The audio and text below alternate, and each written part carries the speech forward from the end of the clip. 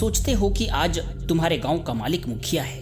नहीं, एक समय ऐसा था जब गांव के लोग मालिक शब्द बोलने से भी डरते थे। सालों पहले जब भारत में लोकतंत्र नहीं था, गांव का सिस्टम पूरी तरह राजा और जमींदारों के हाथ में था। उस समय हर गांव एक बड़े राज्य का हिस्सा होता था। ऊपर राजा, उसके नीचे अधिकारी और सबसे नीचे आम जनता। गांव के लोग अपनी समस्या सीधे राजा तक नहीं पहुंचा सकते थे। बीच में स्थानीय मुखिया या प्रतिनिधि होते थे, लेकिन ध्यान रखना, वो जनता के नहीं, राजा के आदमी होते थे। मतलब साफ है कि तुम्हारी आवाज ऊपर तक पहुंचती ही नहीं थी। फिर आया वो दौर जिसने गांव की रीढ़ तोड़ दी, जमींदारी प्रथा। अंग्रेजों ने जमीन का कंट्रोल कुछ लोगों को दे दिया और कहा कि तुम हमको टैक्स दो, बाकी तुम जैसे चाहो गांव चलाओ। अब असली खेल शुरू हुआ। किसान दिन रात मेहनत करता था, लेकिन फसल का बड़ा हिस्सा जमींदार ले जाता था। टैक्स नहीं दिया तो मार, जमीन छीनना, अपमान जैसी चीजें झेलनी पड़ती थी। गांव के लोग अपने ही खेत में मजदूर बन गए थे।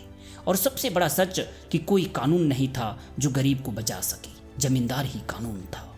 कुछ गांव में मुखिया या पंच होते थे, लेकिन ये आज जैसे चुने जाते नहीं थे।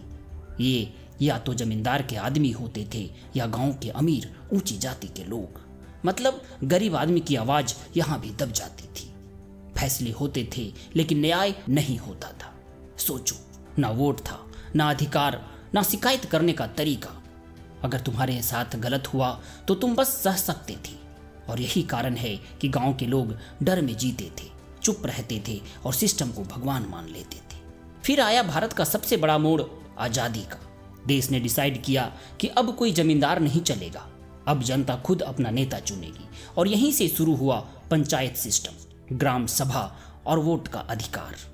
आज तुम वोट देते हो, मुखिया चुनते हो, सवाल पूछ सकते हो, लेकिन एक सच अभी भी चुभता है कि क्या सच में गांव आज आजाद है या सिर्फ मालिक का नाम बदला है? सच बताना, आपके गांव में असली पावर किसके पास है, जनता या कुछ गिने चुने चंद लोग?